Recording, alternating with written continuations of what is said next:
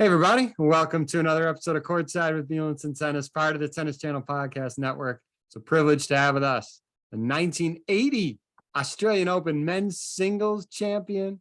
This guest had a career-high world singles ranking of number 7, world doubles ranking as high as number 5. This guest won 8 career singles titles, 16 doubles titles throughout his career. He's now heavily involved with the Full Court Tennis app, which we will hear all about. My co-host and Hall of Famer, Steve Flink, and I are very excited to have this guest on with us, Brian Teacher. Brian, thank you so much for joining us and talking to us about your tennis journey. Hey, thank you for having me. You know, a funny point, just what you said, 1980. The trophy says 1981. Everybody said because it started in 80 and 81, but it's just like, okay, which one is it? So either one, I'll take either one. I'm happy with it. Exactly, right? You'll take either one. I'm with you with that. I think Steve will agree with that. Hey, before we get into your latest project, just give us a snapshot of where you're currently at and what's keeping you busy. And if you want to talk a little bit about the app at that time, go right ahead. Well, yeah, really what's keeping me busy right now is full court tennis. And, you know, this project started about four years ago. I was playing around with video technology, which was in coach's eye and huddle technique, the ability to take a quick video with your phone and then show the person on the court exactly what they're doing, you know, move it back and forth and scroll it back and forth digitally. And I said, wouldn't this be great if I could, you know, compare it, you know, to a pro stroke, right?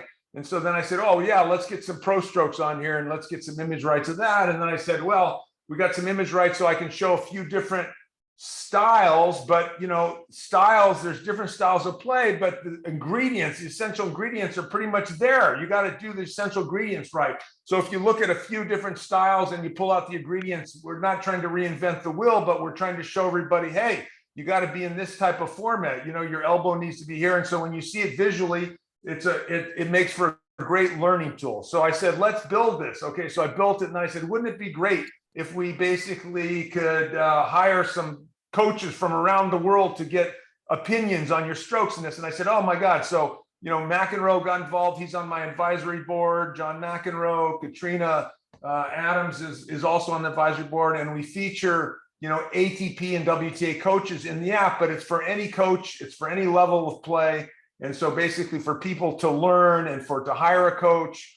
So you can do stroke analysis, live video call, you can get a consult, you know, so like for coaches, like let's say you're teaching your 30 kids a week or whatever, your lessons, you're grinding out and the kid goes to play a tournament. Well, if you don't ever see him play, and you might not have a chance if you're on the court teaching, you need to be able to see him play to really help them. So if they could record a match or a practice session and you can review it on the app, you're starting to get some learning, see what's going on in the match so we can help them deeper. So you're able to basically, so I built this basically with live video call consult to be able to go over a match or practice session, to be able to look at strokes. And then you can hire a coach for, you know, these ATP, WTA coaches that work with the best stars on the tour today, but nobody knows anything about them. So, I mean, they're some of the greatest coaches in the world. And so let's get these guys out there where we can start improving the level of coaching in tennis and get opinions from these guys. And are for coaches basically in general at the clubs just to work with their students. You don't have to get hired on the app. You can put your rates, your availability, hire for a live video call. You can do the same for a stroke analysis, but a coach that doesn't have a global reach can just press a button. They can look up their player and they can just connect to a lesson with them and just start a lesson where they can share video back and forth and analyze it. And they'll keep a date and timestamp. So it's a great learning tool for the player. He could self-learn. He can compare himself to the pro library, or he can work with his coach, or he can hire a coach from around the world and get a great opinion. So it's got all these different variabilities, and it's got also a community feed where the coaches and players can post and interact. We got 15 channels, you know, from strokes to mental training, physical training, tips and drills, analysis, anything you want to look up. It's a pretty deep app and it's pretty complete. So we're trying to build this global community right now, basically for everybody to share this tennis information with all the great minds in the sport. And it's live right now, right? Yes, it's live. We're on at the App Store right now. Okay, yeah, and we were leafing around the team. Go ahead, Steve.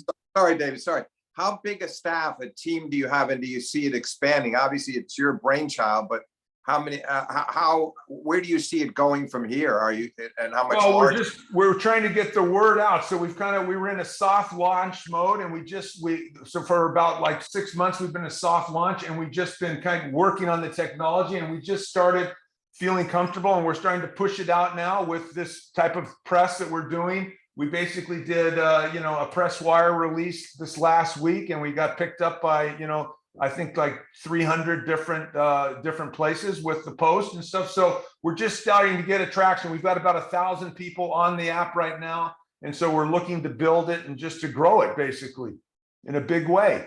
Because, today, it's like when I look at a player and I look at basically kids that come to me, and I see, the kids basically, most of them have a lot of poor technique in their game. And so if a kid basically has poor technique and the parents have spent thousands of dollars on these lessons, taking the kids to tournaments and stuff, these kids are going to end up stopping tennis just because they can't go any further because their technique is bad.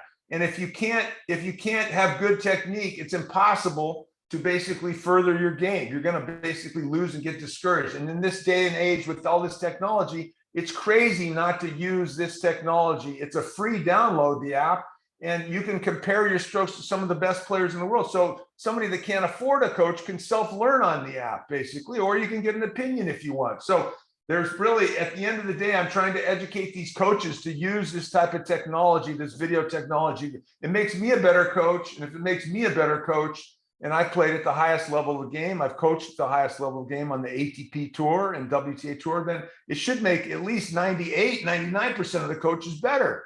So I really believe in it. And it's just like, I'm passionate about, learning and giving this back to the game. That's a great transition to what we want to talk about, Brian. And Steve and I are eager to see how this app grows and develops, and we wish you the best of luck. But you mentioned that, you played at the highest level of the game, which you did. We want to dive into that a little bit. Sure. You grew up in San Diego. You had a great junior career, won the boys 18s, 16s, 18s and singles and doubles in 1972. You went to UCLA, All-American 1973 to 1976, member of 2 teams that won the championship in 75 and 76. Before you got to that point, let's talk about, I guess, how you got started in the sport, and like at what point did you think like, whoa, I could maybe do this at a pretty high level at the collegiate level and then possibly even at the professional level? Well, sure, absolutely. So, first of all, I wasn't, I was a top junior. I won the national 18 hard courts, but I wasn't didn't win Kalamazoo. So I was probably somewhere in the top 8, whatever. And then, went to UCLA. And my sophomore year, I started to play great tennis. At the end of my freshman year at UCLA, I started to really rise up and start to beat the guys the guys that were at the top of the team, like guys like Jeff Austin. I was playing him very tight. I don't know if I beat him my freshman year, but we had certainly some 3-set matches. But I was basically starting to really improve. And it was in my sophomore year, I won the Pac-8 singles and doubles. And I said, you know what?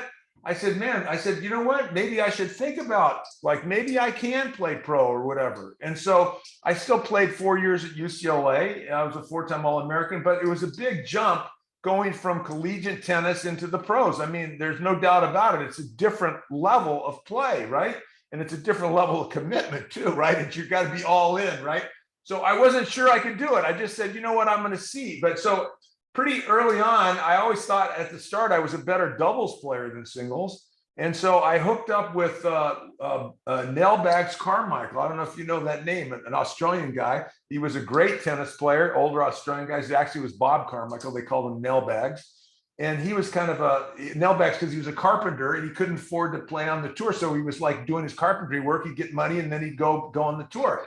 But so we were playing doubles and we had success, and we got to before I had single success, I got to the semis of Wimbledon and the US Open. Pretty much, Bob took me under his wing and was kind of trying to get me a little bit tougher and not so laid back from being from California and going to the beaches all day. So he toughened me up, and I started having great success in the doubles. So if you get to the semis of Wimbledon and US Open, you start getting a little confidence and say, you know what? I don't know. I mean, gosh, all of a sudden I'm doing pretty well. I'm getting some notoriety in doubles. Maybe I can transfer this to singles, and how can I work on my singles game to get better?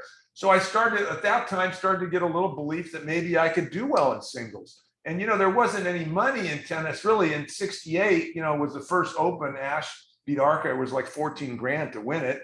And so I was at school 72 to 76. It was still kind of in its infancy, just starting to get prize money. Even some of those years where I went to Wimbledon, the first round, you lose in the first round, it's like 350 pounds or something. And you can't even make your expenses, So it was a different day and age basically, but it was the belief really, of having some success in the doubles that helped me want to and believe that I could do it in singles. But Brian, looking at the singles, you described that evolution of your career very well, but going to say a couple of years after the colleges, beating Connors in 78. Can you talk about that moment? That was a big win. You beat Jimmy and Arthur Ashe back to back, I believe in Tokyo, but you really had that was it then that the sort of a light switch went off that you were moving to another level? Well, absolutely. Yeah, absolutely. I mean, I never imagined I could beat any of those guys, right? And then all of a sudden you're playing against them and you say, well, let me try and see if I can get a game today, right? No, I got a game. Let's try and get another game. And then all of a sudden you get, in the excitement of it. And it's like, oh, I got another game. Let's keep this going. See how long I can keep going. Now all of a sudden it's 4 or 5 or something. It's like, wow, what's going on here? Let me see if I can get a set, right? And then it just kind of mushroomed like that. I had no idea. I was just trying to see what could happen, right? And so I ended up having some great wins. And so, yeah, that definitely gives you a lot of confidence, right? And before that, you had no idea. I literally was just trying to survive the match, right? Well, let's talk about that run in 1980/1981 in Australia. And the joke that I had when I was going through the stats was you beat 3 Aussies in a row to win the title. That's not a good way to win the home crowd, Brian. I mean, come on. Right. Wait, yeah. But Dave, before we get to the 3 Aussies, which you're so right, I just want to be sure that Brian touches on his first big win that really launched that campaign to win Australia, beating Tim Mayotte. And Tim Mayotte was pretty tough for you, right, Brian? You mean I'm not sure if I beat you? Are you talking about in the Australian Open or not? Yeah, in the first round. I think it was Chris. I think it was Chris Mayotte, maybe his brother. I don't think it was Tim. The draw that I saw had you beating Tim, which I would think is true because a couple of years later at Wimbledon, you got to the quarters and lost to Tim. Right. After beating Mats Wilander. So they certainly listed, but you would know, you were there. Maybe. Well, so here's a crazy story about the Australian Open is that I wasn't even in the tournament, basically. I pulled out of the tournament, so not too many people even know it. I was basically playing the best tennis of my life. I was married at the time and not doing well in the relationship or whatever. And I just had got to the finals of Sydney. I had match points against Fritz Buning. I beat Vitas in the semis. A former Bruin. I was playing in the younger Bruin, Fritz Buning. I had match points in I think it was a 9-point tiebreaker. I lost the match and I called home and my wife said at the time, oh, I want to get a divorce. And so I said, oh my God, what's going on? And I ended up pulling out. I called the guy. I was so embarrassed. I called Colin Stubbs in Australia, who was the director of the Open. I said, Colin, I said, I hurt my back. I was embarrassed to tell him I was having personal problems. And I pulled out of the event. And so I basically packed my bags and I was basically, headed back to the States. And I got a phone call from my father-in-law and said, oh, it's not going to do you any good to come home. You guys are having problems. If you don't feel like playing, don't play, but don't come home. And so I said, go to Hawaii or something. So I thought for like a couple hours, I said, oh, I got my plane is like in 4 hours here. I packed my bags. I'm out of the Open. I said, I don't think I can go to Hawaii. I said, you know what? I'm gonna call the guy. I said, I might as well just try to play the event basically. And just, so I ended up calling Stubbs back a couple hours later. I was 20 minutes away from getting in the cab to go to the airport. And I said, Colin, I got some acupuncture on King's Cross. My back is feeling a lot better. Do you think I could get back into the event? And he said, oh my God, Brian, I just gave your spot away to a lucky loser. He said, oh, let me look in the draw. He says, oh my God. He says, I think this one guy might be pulling out. I don't even know who it was. And he said, but I'll tell you what, he says, I'll put you in, but you can't breathe a word of this to anybody or I'll get in trouble. So I said, Colin, I won't say a word.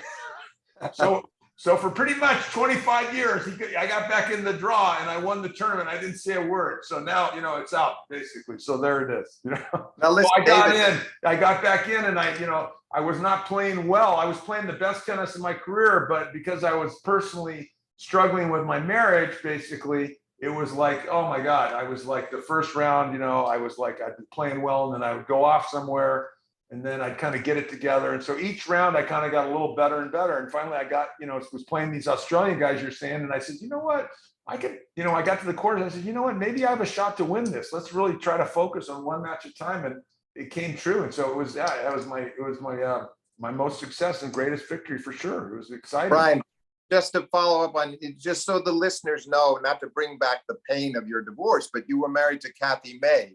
Yes. And of course, people now know her as the mother of Taylor Fritz, which is, yes. Have you followed quickly, a quick note before you go back to Australia, but I'm sure you followed Taylor's progress. Oh, absolutely. And I'm thrilled. And I'm best friends with the dad, Guy Fritz, basically. We grew up in San Diego. We're best buddies. And, I'm thrilled for everybody. Taylor's doing so well. Super to see that. Okay. Now go back. You said you get to the quarters, you think you might possibly be able to win this. And well, yeah, the quarters, you're 3 matches away, right? And it's like, it's like, okay, I could, let's try to get by this match, basically. And so by the quarters, I was all in. Every match I was worried about, like, my marriage and this or that, and focusing and said, no, now I'm in the quarters. I said, you have a chance, just, really, really 1 point at a time. Let's stay focused and dive into this. And so, yeah, I started believing that I could do it. It was on grass and I kind of like to play on grass. It was a good surface for me. And I just felt confident and just said, well, why not? Right. And so, I ended up playing well. The trio of guys that you beat, Brian, McNamara, McNamee, and Kim Warwick, obviously it culminated with Kim Warwick. Right. Talk about who was the toughest in that trio. McNamara, McNamee, obviously known as a great doubles team as well. I think as you look at it from your standpoint, who was the toughest there? Well, I think McNamara ended up playing probably, he got in, after that he got into the top 10. So he was probably ended up being the top player. But Kim Warwick was a great player, singles and doubles player, and he beat Vilas in the round before.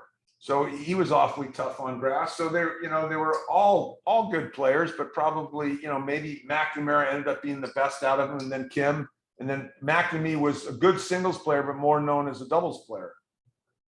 And then once you'd achieved it, how much did you reflect on the fact that now you were a Grand Slam champion? Because at that time, obviously Australia was not necessarily viewed in the same. Some of the top players didn't go in those years. It would change later. They changed the site and went to hard courts in '88. How did you feel at that time? Did you do a lot of reflecting about what this meant to you historically? Well, it was certainly the greatest thing in my career, and it still is today. But what had happened when I came home after the event, my marriage really kind of fell completely apart. And so it caused a lot of emotional stress and a deep emotional stress that I didn't want to play tennis. So here I was playing the best tennis of my life. I came home and then everything completely fell apart and collapsed. And to be perfectly honest, I was like kind of a walking zombie for about 6 months and didn't really want to play, had no confidence. It felt like like my feet were pulled out from under me. And so it took me a while to get back. And I started playing better that summer. I won the Buckeye Boys Ranch in the summer, and I beat Connors at the Transamerica in the fall. And then I was on a plane to go to Europe. And I remember I stayed up too late that night, and I didn't get a lot of sleep, and we had plane delays. I got from Europe probably having stayed up almost 2 nights in a row with maybe 3 hours of sleep, had to get on a court it was a different service. I ended up snapping my ankle and I was out for 8 months. I came home, I just tore all the ligaments in my ankle. I came home, I was not in a good shape. And my father passed away, unfortunately, had died of a heart attack, a couple days after I came home. So it was just a bad stretch of luck. So, so it's funny, at the pinnacle of my thing. So I wasn't reflecting on it. I was like, wow, I don't know. 1 minute I'm up, the next minute I'm down. And that's kind of how life can be at times, right? It's just, you just never know. But you mentioned again, another reference to Connors. Do you feel, looking back, I mean, you had some good performances against him, and what was that a matchup that was in some ways favorable to you as an attacking player on your best days? You know, did you think that you were, you had the right kind of play style to throw Jimmy off if you were attacking particularly well against him? Yeah, I mean, I felt like if I played my best tennis, I'd have a shot. I mean, we played a bunch of times. I'm sure he had a winning record. I managed to beat him a couple of times. Was lucky enough to have good days and beat him a couple of times. But you know, he was we practiced a lot. He was fun to practice with. He pushed you. You know, he pushed you to be the best you can be. You know, you learn a lot practicing with a guy like that, basically, who comes out there every day, giving it his all every time he comes on the court. He was one of the hardest practicers. I mean, he was intense. When you'd practice with Jimmy, it was like, man, you were going to war, you know? And so it was fun practicing with him. I mean, you learned a lot by playing with Jimmy Connors, and he was just an incredible competitor. So I was thrilled to be able to have a couple wins over him. Yeah, we referenced the Wimbledon quarterfinal run in '82 when you lost to Tim Mayotte. I remember the guy you beat in the first round was Shlomo Glickstein from Israel. That's who you beat in the first round.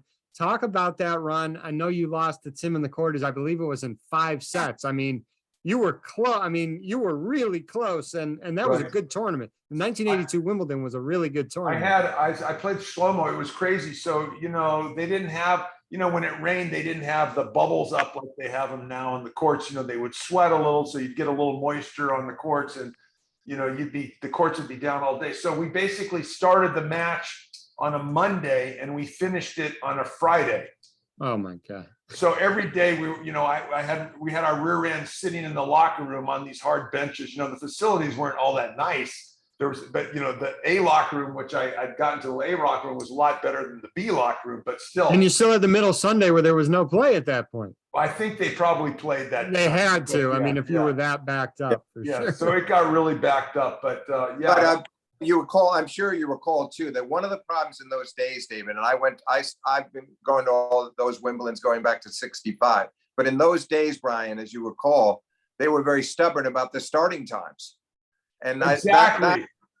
They would start at 2 o'clock. Exactly. You know, that they should have been. And a lot of those days that Brian's talking about, when he was sitting around in the locker room, they could have been out there at 11, 12 o'clock, and they just wouldn't change. They later, a few years later, they started mending their ways, changing their ways on that. But that put the tournament on a terrible course, to the point where it almost was going to be a Monday final when it came down to finishing the last men's round of 16 match, and we squeezed it in on the Thursday.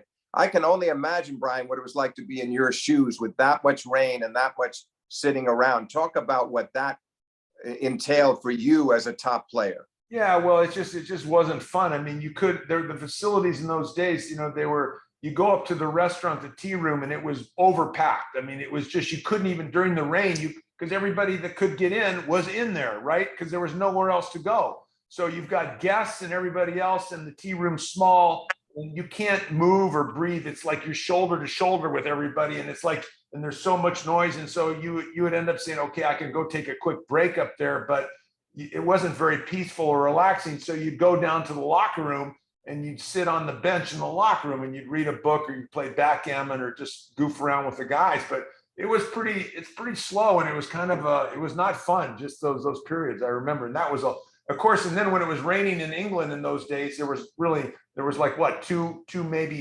indoor courts in the whole city. Right. Ridiculous, right? So, Brian, what were your impressions when you beat Wielander? He'd come off winning the French in '82, and you play him on the grass, and maybe Matt's had a ways to go as a fast court player, Sure. But did you see him becoming as versatile as he later proved to be, as opposed to a guy who's just won the French and you're playing? You know, I think if I remember correctly, I think he did well in Belgium before the French Open, and I think I'm not sure if I lost him in Belgium or he won the tournament. So I thought, you know, this guy's amazing, but I was just shocked that he actually won the French. I think he was wasn't he like 17? 17. Yes. Yeah. Yes. 17. and I was shocked. And so I just thought, yeah, he's not that experienced on the grass, and you got to figure out a way. Don't, he loves to hit in the backcourt. This is grass. Don't let him, just kind of take it away from him basically and play aggressive and come to net a lot, which I did. And I think I kind of surprised him and,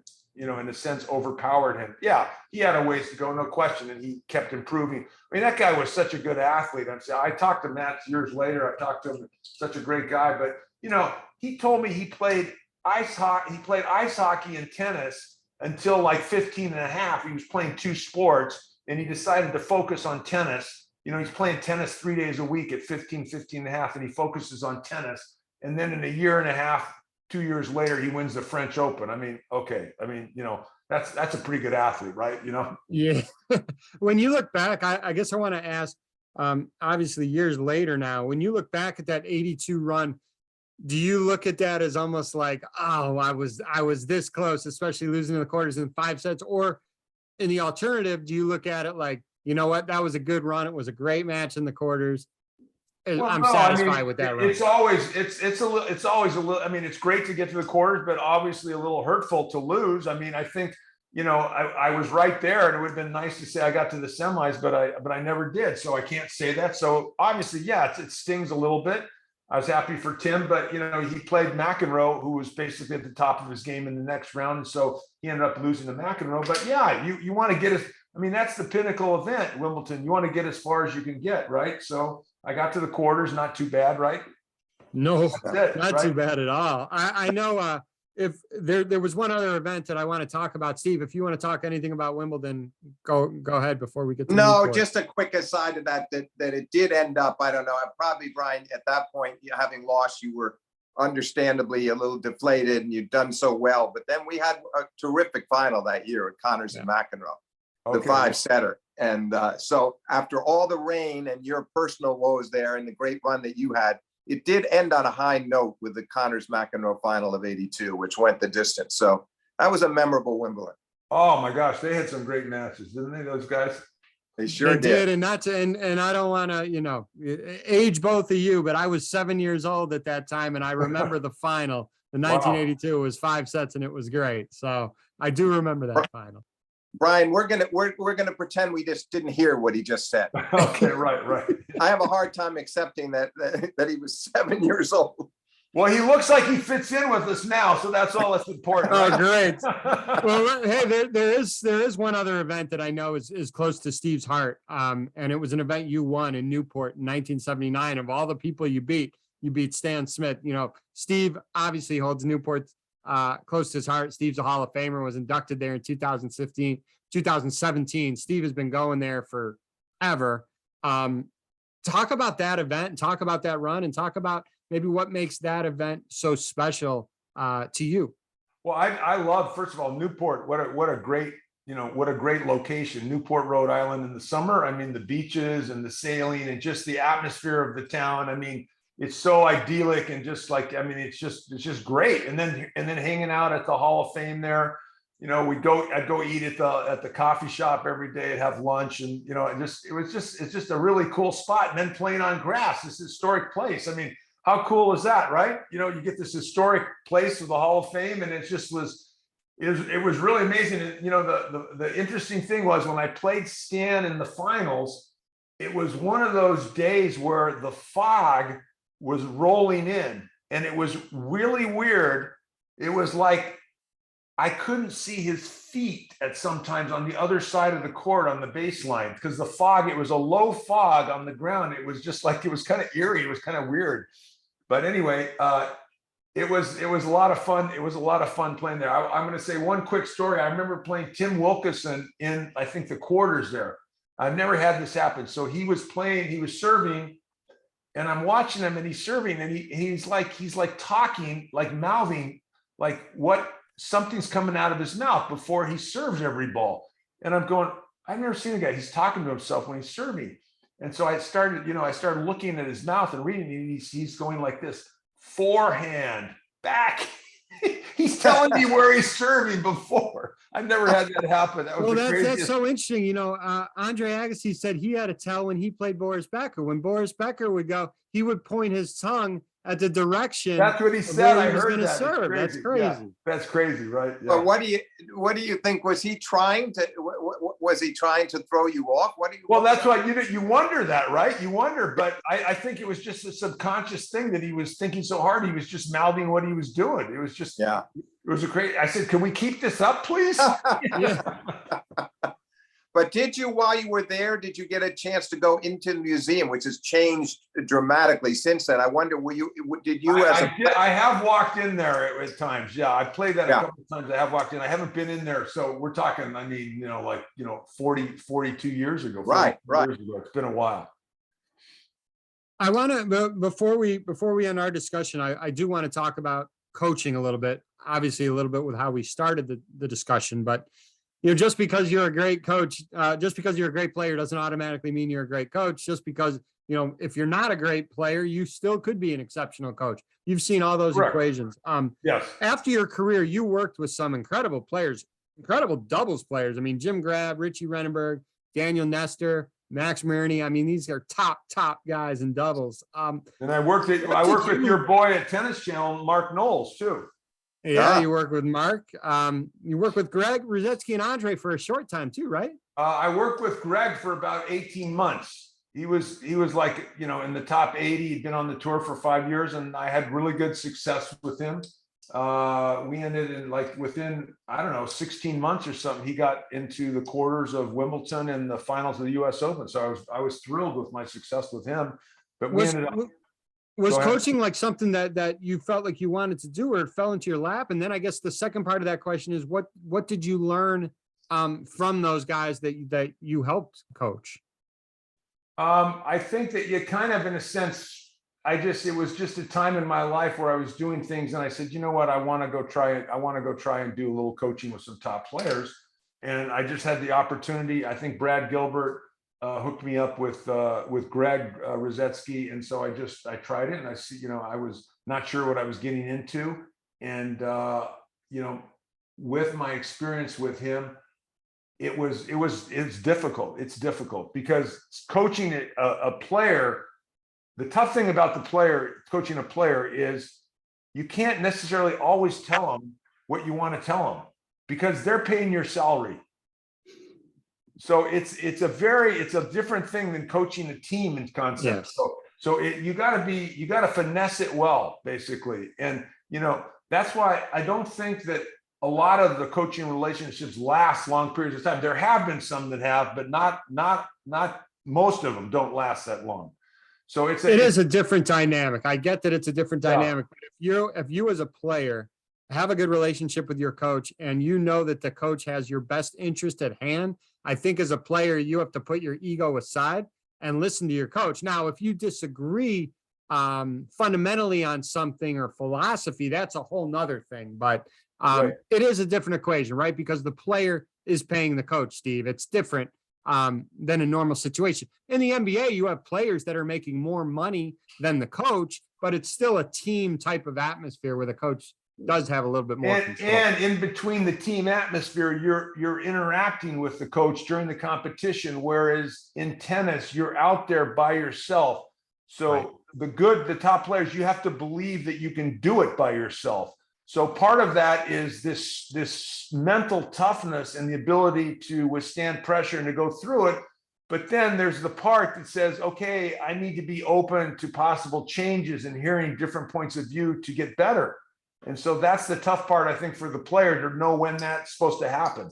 And Steve, one sec, when we had Brad on the pod with us, Brad Gilbert on the pod with us, it was interesting, and it's at all levels, actually. Obviously, Brad coached at the top level, but yeah, it's knowing your player so well that if you can say a lot to your player and they will absorb all that, or you can say a little to a player because they know that they don't like to be talked about and have all of this, the plethora of information that you can provide. I think that, and again, you worked with a variety of players.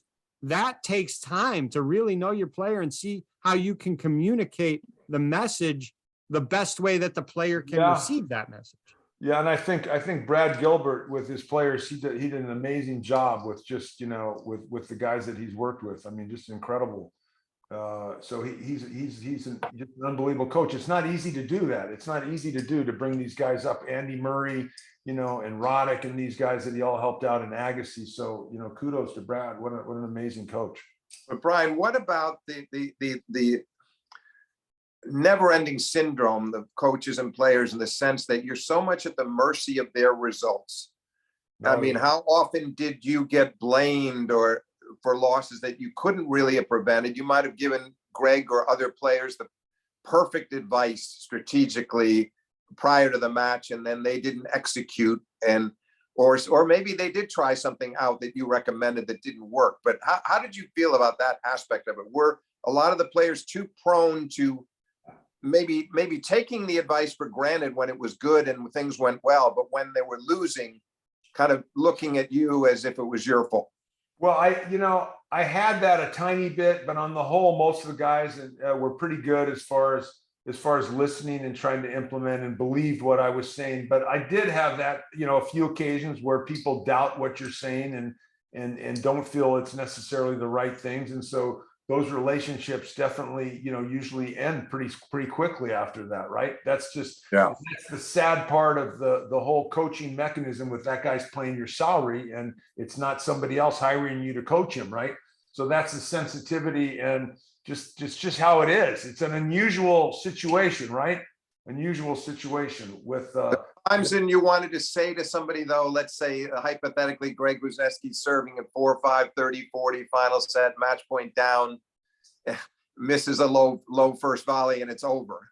I mean, what I mean is you couldn't go out there at 4-5, 30-40 and execute for him. So, I mean, I wonder how much of that you experience, though, because they're frustrated and they want to win so badly. Well, and they're.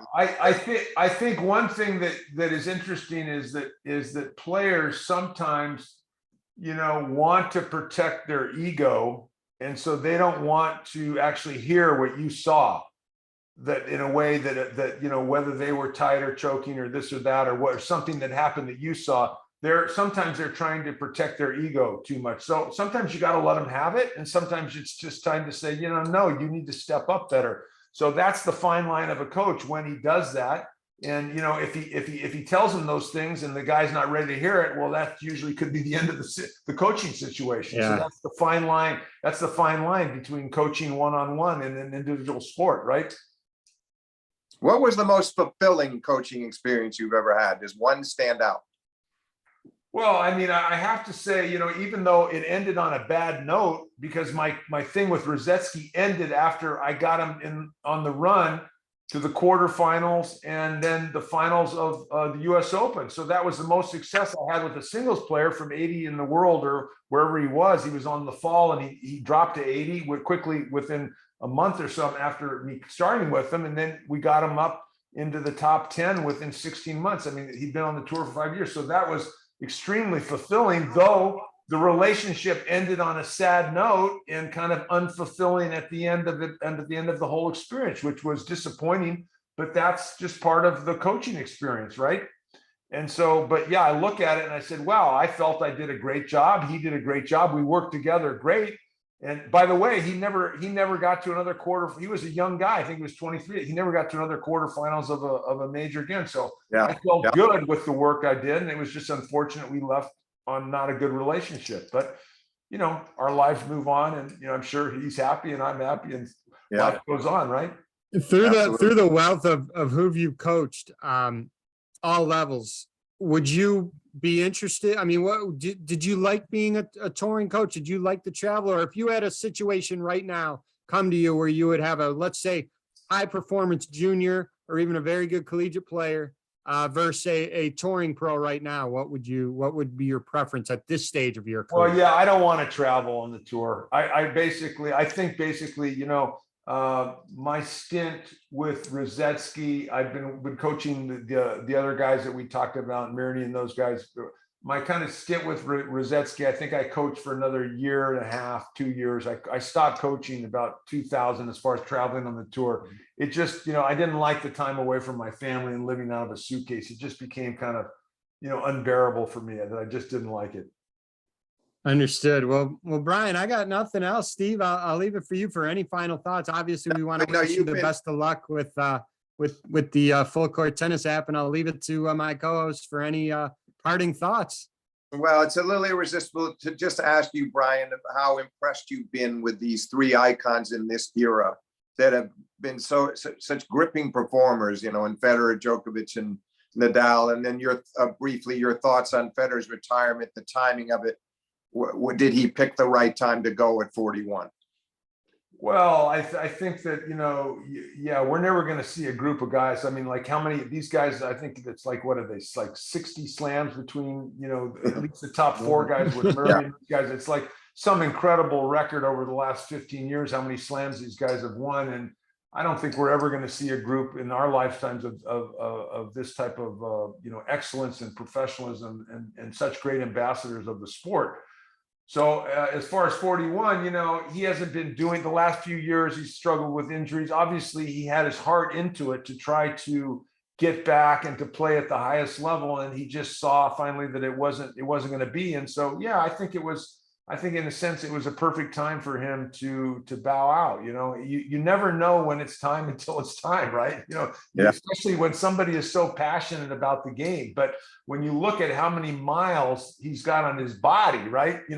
If you looked at a set of tires and say, you know what, this set of tires is only good for, 100,000 miles. Well, he's had 1,000,000 miles on that set of tires, and he's done a pretty incredible job of managing injuries and stuff. But eventually, no matter how lucky you are and how good you manage it, it catches everybody eventually, right? It's just too stressful a sport to do day and day. He's just done. I mean, nobody's played at that level for that length of time and that many matches. It's just been incredible what all those guys are doing, and it's just hats off to them. There's just so much fun to watch, and it's a different day and age today, as you can see. Wimbledon was kind of wide open in a sense, and now all these other tournaments, we're starting to see other players kind of rise up and try to take the reins, and we'll see what happens in the next couple of years here. But it's exciting. It's exciting to see these guys and who's going to step up. It's just kind of a sad era to come to an end, because we all loved and cherished watching those matches so much, and they're not there anymore, right? So we'll have to have some replacements. We'll see what happens. It's going to be, interesting and exciting to see. Very well said, Brian. Thank you for your time tonight. And again, best of luck. You can find Full Court Tennis app anywhere you could download apps. There's also the website you could leaf around and find more information on that. Best of luck with that, Brian. Thanks again, and we appreciate your time. Hey, thank you.